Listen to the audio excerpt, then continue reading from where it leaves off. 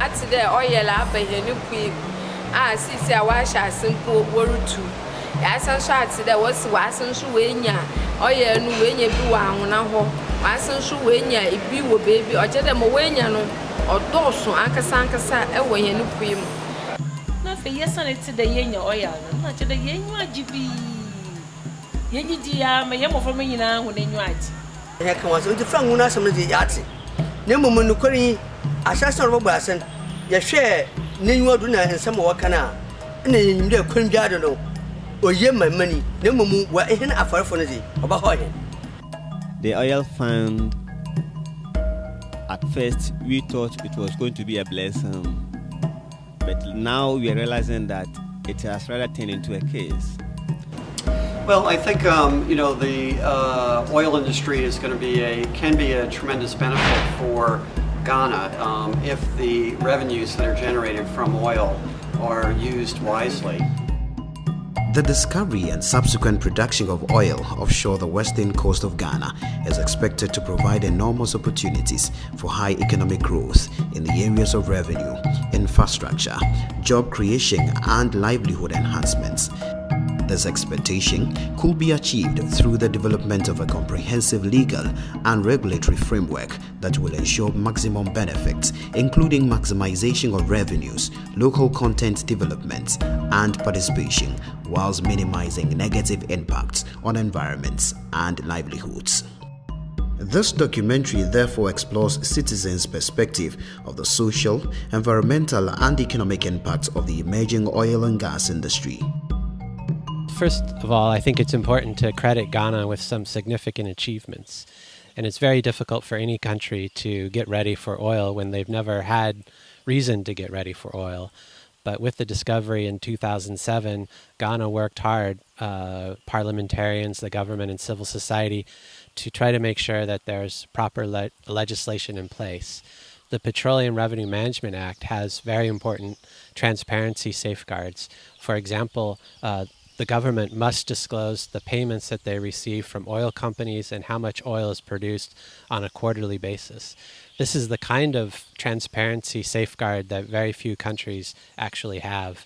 The government was also able to pass a Petroleum Commission Act to make sure that there was an independent regulator in place. But there are pieces of the legislation that are outstanding. For example, the Petroleum Exploration and Production Act is still pending in Parliament. And that means that the sector doesn't have the proper regulation needed, for example, to require open and transparent bidding for new licenses, to require the publication of contracts so everybody can see the kinds of deals that Ghana is getting. What have been the challenges of managing the petroleum revenues? The key one has to do with the estimation of the benchmark revenue, which determines how much of the money goes into the budget and how much is split into the petroleum funds. We realized that for 2 years running, there's been overestimation of the benchmark revenue. It was because of the fact that the government is still expecting some money from corporate taxes, but what we found was that the companies are not in tax-paying position because of capital allowances that they're allowed to recover within the first 5 years of the operation. So in 2011, there was an expectation of some 600 million Ghana cedis in corporate taxes. They got zero. And this year, they're projecting to get 300 and something million Ghana cedis. And from what we've seen so far, we're not going to get any corporate taxes because the companies are simply not in a tax-paying position. What we were looking at is how oil money that is generated and goes to the government in Accra actually reaches the districts in the western region. And so for those district assemblies, such as Jomoro District, how are they managing the money they're receiving? And how can we increase the role and the power of assemblymen and their constituents to have a say in how that money is spent so that it reflects the priorities that are expressed by the communities themselves? Definitely, the challenge for oil and gas industry is to avoid the resource curse by managing the environmental and social concerns associated with the resource exploitation. Therefore, 2 years into the oil production, these have been some of the impact on environment and community livelihoods.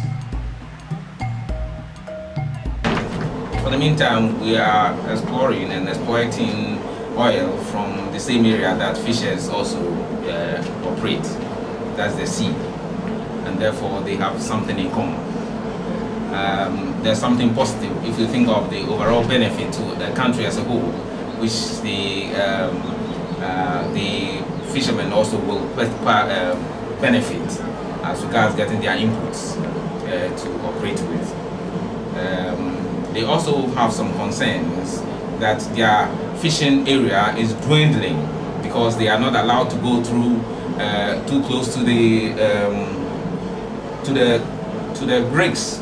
What we've seen in our visit here is that coastal communities, fishing communities, are experiencing impacts. For example, fish are being attracted to the oil rigs, the platforms, and fishermen are not allowed to fish there. So what we need is a proper management of the coastal resources so that fishing communities and the oil industry can peacefully coexist. It's yet a frank winning Cadorbe, and in this oil for Sumpo Mahena, Igmania, Odubia, or to a half for German. And the for Germany, and Frank, Tufu, Aye, Kumea, Oye, and when I can watch him Yara. And now, you didn't check a banana casasso, or to Wamahiti, or Frank Wilho. The mental one more assassin, when we in Yodu, and my aban, nay, companies, you know, Yenzesia. Muhammad Tibia, who yes into our Obaboard Archie. Ain't or how he never more than there, says Sarah Murkase. As a savior, why in the front woundis come, another name for Sujuno, which is their effort, Yanger be bearing him. Wabam Waban, when they be a bibimpa, let them a piano jama, and why whip him. No moment is Shapa Papaji, Yenya Biampo Bessie Sierra. The oil find has greatly affected fishing in this community, and most of the people here are fishermen, and this problem has brought about hardship in the community because there had been some bad catch. The women are complaining and the fishermen are also complaining. Well, there has been some effects on the fisheries resources. For instance, in recent times, there have been a number of boat accidents involving fishermen, boats, destruction of the fishing nets, and to the extent that in one particular case, a life was lost. Yeah. So, and then apart from that, the fishermen complain about the fishing grounds being taken over. We all know that internationally, 500 meters is what is recommended as a no-go area or no fishing area for any rig. But then, in our case, we are having a 1 mile radius, which we think that is not fair. It is really crippling the fishing industry. Bian in Chawana, your couple, or Hono. And there was Mamma Yankohobio. Oh no, I have for 3 years. Now, the Oho Yansu there. Oil and gas in Bessuan. Mamma, Oya Usmian, which ship, P. Ridzi, Akonaba, or a Ponodo, work or Warba. No, so you hold my hand.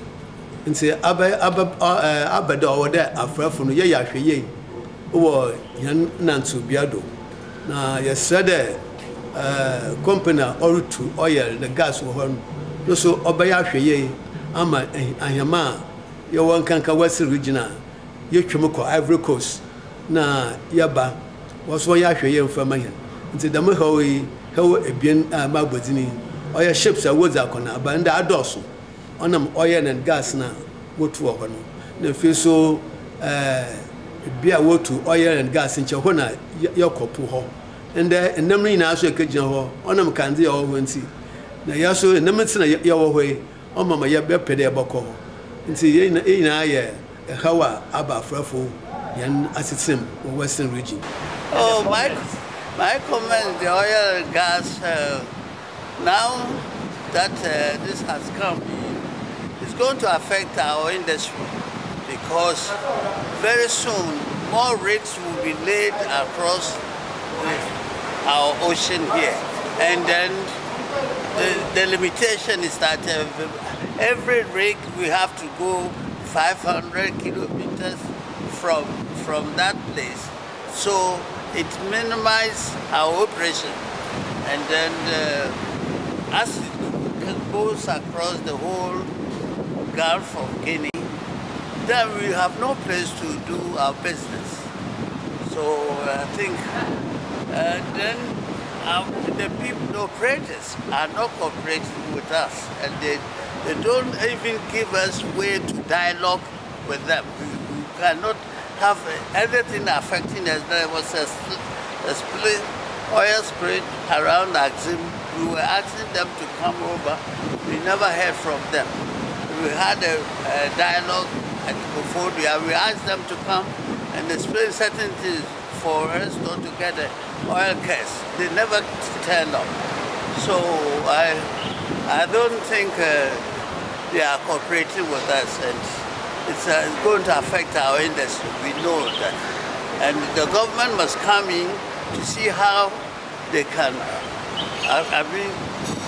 subsidize our operation, because very soon all these places will be covered with rigs, and we have no place to operate. Sisiala obudrum ribia efani hina obotonsum because demra talofo wo baby si hone rego he wo so onyina onfon konfon bra oil rigs and peel bebe nsum na so be nsum dam na se efar no obra hen edwuma aza hen nyame bi be bibi oho kakra.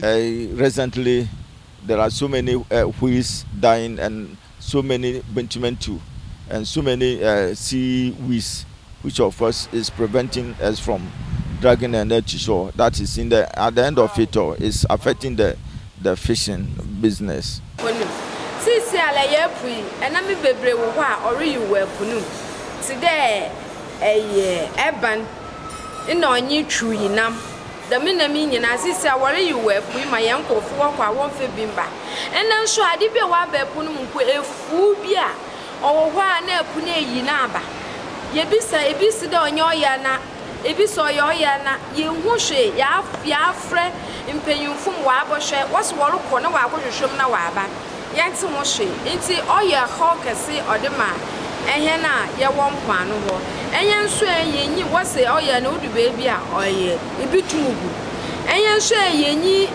nyimzi o chede si ihu de ihu da made a o chede oya ni bi na webugu pono do no nti ebi afre anade yede nti why ho kese ode am. There had been some seaweeds at our beaches, and this seaweeds is giving some bad odor in the town, which has affected the fresh breeze that you were enjoying before. And also this seaweeds has developed some maggot, which we think if nothing is done about it, it is also going to bring about other health problems in the community. In recent times, we've had a problem with sargassum. That reminds me of ballast water. For instance, if the vessels come and they discharge ballast water into our environment, they are likely to carry alien species of flora or fauna into our system. And that is most likely what we are seeing. This sargassum problem hasn't been there until recently, and it is also affecting fishing activities of our fishermen. Sargassum is a type of seaweed, a brown seaweed, which floats. It's a floating seaweed, and when it is on the surface of the water, it really hinders fishing activities. Some of the negative social impacts have been loss of accommodation, because landlords are throwing out the existing tenants and giving their properties to big oil companies. that I think is a bit of a problem that needs to be addressed. I know one area has also been around land acquisition and land use. Huge tracts of land are being acquired by all sorts of people. The Ghana Gas Company, for example, is busily putting into action the processes of constructing the gas processing plant, which in itself will create a lot of jobs. In the light of these challenges, what could be done to avoid the oil curse and maximize benefit from the oil sector? In response to this question, stakeholders gave the following recommendations. Conduct a comprehensive fisheries impact assessment to outline detailed impact of oil and gas on fisheries for the development and implementation of effective mitigation measures. As an alliance, we have concerns about the processes, especially the fact that the issue of fisheries impact assessment had been completely ignored, and the processes had also not involved the impact on fisheries. We think that this is an issue that needed to be addressed properly. Government needs to get back onto the drawing board with the oil companies, especially the Jubilee partners, so that they look at the implications that the oil exploration have had on fisheries to now. We also are concerned about the impact on other coastal activities that are related to the fisheries sector. Improving communication and dialogue among stakeholders. Ghana yɛbɛyɛ oil and gas no ho mfaso pia de mafrango no ho mfaso pia mo tan de yɛbɛbɔ ho ban ne wa mo aba ne de nkambom na adwensa akor obaba adwumayɛfo na wɔyɛ oil companies no na aban nye afardom na yɛyɛ adwuma no se yɛkabom ne se yɛnya adwensa akor a mfaso obaba no ɔdɔɔso osɛn de ehɛn afarfo ne yɛyɛ oil fo no yɛn ho yɛ adwuma wɔ nsukrum abiakor nti se adwene yakor mo ba ne se ye ha obi wotie na ase won so wo ha obi ye tasa aban na wo mani mu no so ne ho boton manyi hinara ahoton wa kan amansi se bi abeda ho. For us to coexist, I mean, if I say us, I mean the Ghana National Canoe Fishermen Council and the oil companies, we need to dialogue a lot. We need to confer, collaborate, consult, so that at least we remove that kind of suspicion. Because every fisherman now thinks that the industry has come to collapse, the oil and gas find has come to collapse the fishing industry. Of course, I don't think that is the intent of the oil companies or government. But because we do not interact, we are suspicious of each other, which is, I think, very bad. The benefit is high, so if the right thing is done with that gain, you can justify the trade-off. I mean, the fishing industry, yes, it's important. It's important for food security, whereas the oil industry is important for macroeconomic earnings for the country. So they're two quite different facets, which are both very important. So there's examples around the world where they can be used very well in harmony. In most cases, there is some part of oil revenue which is used for development benefits, and there's no reason why that can't be used to help with fisheries in some places. Improving local content and ensuring participation of locals in the sector.